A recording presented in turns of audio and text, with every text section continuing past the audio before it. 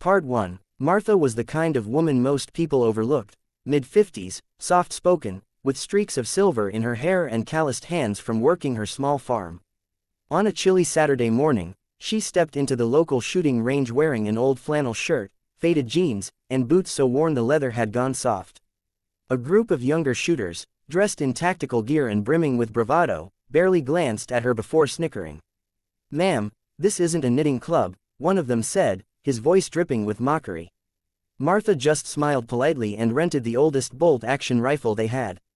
When she took her place at the far lane, the men continued their loud banter, taking turns firing at mid-range targets. Each bragged about their marksmanship, hitting tight clusters at 200 yards. Martha, meanwhile, adjusted her stance with the quiet confidence of someone who'd done this before. But no one noticed, except the old range master in the corner, who raised an eyebrow as if he recognized her.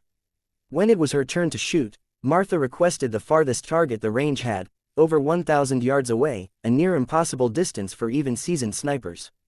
The younger men laughed outright now, some taking out their phones to record the epic fail they were sure was coming. Martha took a deep breath, her eyes narrowing as she sighted in. In that moment, her hands were steady, her heartbeat slow. She gently squeezed the trigger. The rifle's crack echoed across the range, and a second later, the distant target, a steel plate barely visible, rang with a perfect, center mass hit. The room fell silent. She repeated the shot, another perfect hit, and then a third, dead center, same hole. Even the range master muttered under his breath, "I haven't seen that since," but stopped himself. The group of men crowded around in disbelief, examining the target through scopes. "No way, not even a sniper could do that," one whispered. Martha just smiled, handed the rifle back, and said quietly, "My late husband taught me to shoot like that, back when we trained the best."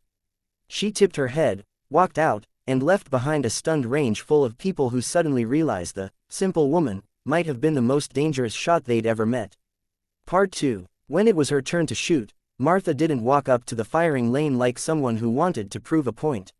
She moved with the same unhurried grace she'd used all morning, her boots scuffing lightly on the concrete floor. She asked the range master in her calm, polite voice, "Could you set me up with your farthest target?" The request made the group of younger men exchange incredulous looks. The farthest steel plate was over 1,000 yards away, a shimmering speck of metal so distant it seemed to merge with the hazy hills beyond. Few people at the range even attempted it. Fewer still hit it with consistency. "Ma'am," one of the younger men said, stepping forward with a smirk, well, it's kind of a pro-level distance. Even for us, it's hit and miss." Martha's eyes flicked toward him, but her face remained serene. "That's fine," she said simply. The laughter came easy after that. A couple of them pulled out their phones, eager to record what they were sure would be a viral fail. Others exchanged exaggerated pitying glances, whispering things like, "Bless her heart," under their breath. The range master, however, didn't laugh. He was a grizzled man in his 70s with skin weathered from decades outdoors. When Martha gave him that request, something in his eyes sharpened, like a memory had stirred. He said nothing, only adjusted the controls to send the target whirring back, farther and farther, until it finally stopped at the distant mark. Martha set the rifle on the rest, an old bolt action with worn bluing and scratches on the stock. Most shooters preferred sleek, modern rifles with custom scopes and expensive bipods. Martha simply checked the sights, adjusted the scope with slow, practiced motions, and pulled a small cloth from her pocket to wipe the lens clean. The younger men continued their banter as if to distract her. "Bet she closes one eye like in the movies," one joked. "She'll probably aim at the wrong target," another said. Their voices were loud enough for her to hear, but Martha gave no reaction. Instead, she lowered herself into position with the quiet precision of someone who had done this countless times. Her body aligned with the rifle naturally, without the awkward shuffling most beginners showed. She took a breath, deep and slow, her shoulders rising and falling once. Then her right hand settled on the bolt, cycling it with a smooth motion before locking it into place. The range went momentarily still. Even the younger men, sensing the moment before a shot, hushed their chuckles. Martha's cheek pressed lightly against the stock, her eye finding the sight. The steel plate was barely visible at this distance, just a faint silver glint through the shimmer of heat. Her finger curled around the trigger, gentle and steady. She didn't yank. She didn't rush. Crack. The rifle's sharp report echoed off the walls, rolling into the open air beyond. A heartbeat later, clang. The distant steel plate rang out like a bell struck dead center. The impact was unmistakable. The men froze. A couple blinked, as if they'd imagined it. But Martha wasn't done. She worked the bolt with the same smooth motion, chambered another round, and fired again. Crack, clang, another perfect hit, center mass. No hesitation, no adjustment. Now the whispering started, not mocking this time, but hushed and disbelieving. "Okay, that's lucky," one of them muttered, though his voice lacked conviction. Martha didn't even glance up. Third shot, crack, clang. When they checked through their spotting scopes, it was worse, or better, than they thought. All three shots were nearly in the same hole, a cluster so tight it looked like one single impact. That's not possible," one man breathed. "No sniper I know could repeat that," another said quietly.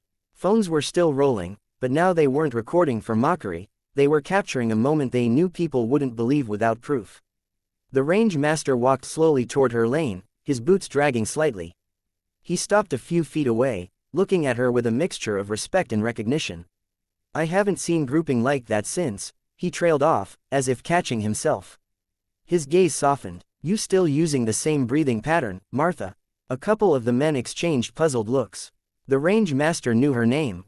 Martha finally looked up from the rifle, her expression as calm as when she walked in. "Old habits are hard to break," she said simply. She stood, unloading the rifle and placing it gently on the counter. One of the younger men blurted out, "Who are you?" Martha gave a small smile. "Just someone who grew up learning how to shoot right." She paused, glancing briefly at the range master. "My late husband and I, we taught people. People who needed to hit what they aimed at the first time. Every time." The weight in her words silenced the room again. She didn't boast, didn't explain further, but something about her tone told them she wasn't talking about teaching neighborhood kids with BB guns. She stepped away from the lane, but as she passed the group, she stopped just long enough to rest a hand lightly on the table beside one of their rifles. "You boys are good," she said softly. "But you're fighting the rifle too much. You have to let it do the work for you. Relax into it, don't wrestle the shot, let it breathe with you." Then she tipped her head, walked toward the exit, and pushed open the door. The sunlight caught the silver in her hair, turning it into a halo as she left without a backward glance. Inside, the group stood in stunned silence. One of them set down his phone and rubbed the back of his neck.